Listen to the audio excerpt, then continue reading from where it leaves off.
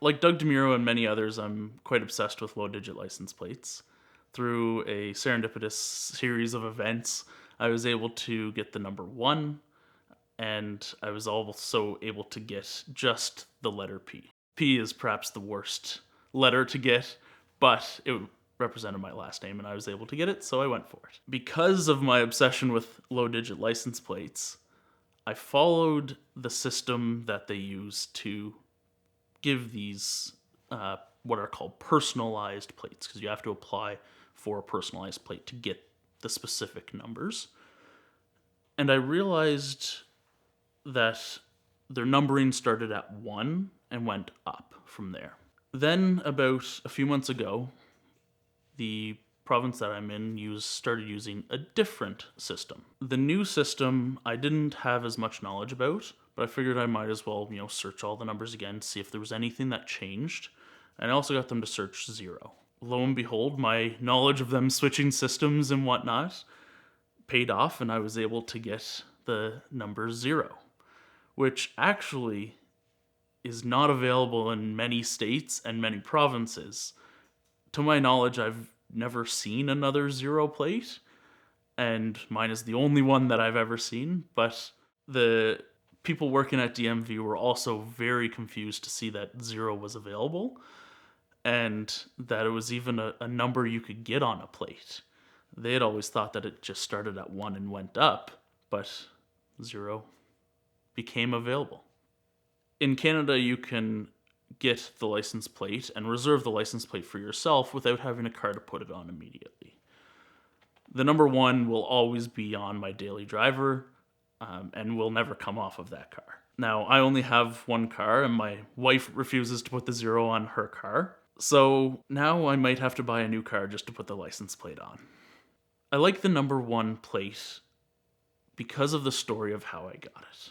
And the man who used to own it before, Don, and how he really took a liking to me and wanted me to have that license plate. So number 1 really has a place in my heart.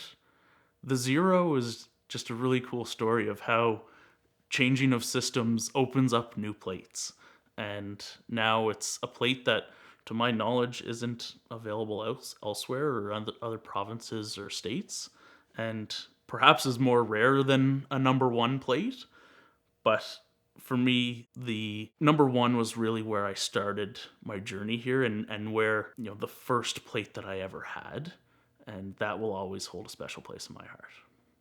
So we all know that international plates are quite valuable in terms of customized plates or low digits.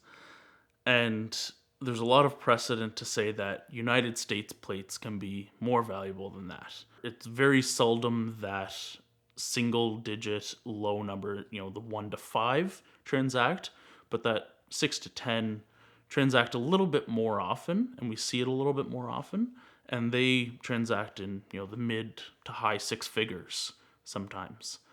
So it's most likely that the license plates that are on my car will always be more valuable than the car that they're on, but I'm totally fine with that. There is a large secondary market for low digit license plate copies, or license plates that have come off of cars and have been replaced. I have been wanting to get a few extra copies of my license plate, so what I have to do, rather than reporting it as stolen off the car, because then it goes into a registry and there's a potential that you could lose the license plate, I go in and tell them I'm a bad driver and I backed the truck up too far into the trailer hitch and dented the plate, so I want a new one. And so far that has worked, and I paid $30 and get 2 new plates. There is a little bit of a risk of theft with these license plates. The fellow who has the number 1 license plate in Nevada, I've actually chatted with him, and he said that on a few occasions it's been stolen, and he advised not to report it as stolen because there's the potential that it could be seized. But there is always that risk that it gets taken off. So every time I come out to my truck, I check to make sure that it's still on there.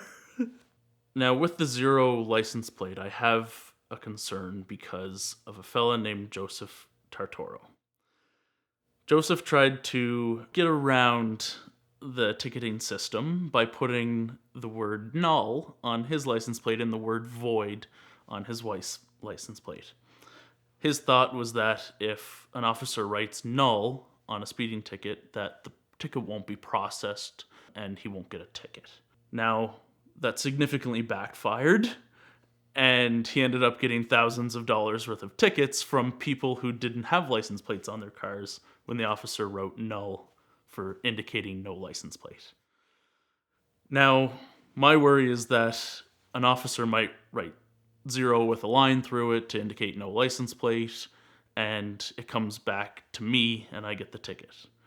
So it's currently not registered on a car, so hopefully I won't get any calls about tickets or anything like that. But perhaps I should have learned from Joseph and not gotten the 0 license plate, but it's too good of a chance to pass up.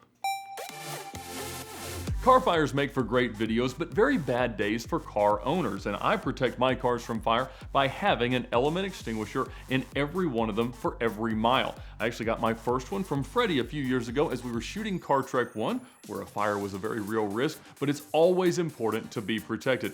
Element fire extinguishers weigh less than 1/10 of what a traditional fire extinguisher weighs, and they discharge 5 times longer. They also make no mess, and they never expire. So it's worth picking up a few to have around the garage, your house, and of course, in your car. They've got a special bundle offer right now during the month of May for our VINwiki viewers, but it's always a good time to buy a couple of these to keep you, your car, and your home safe. So check them out now at the link in the description below.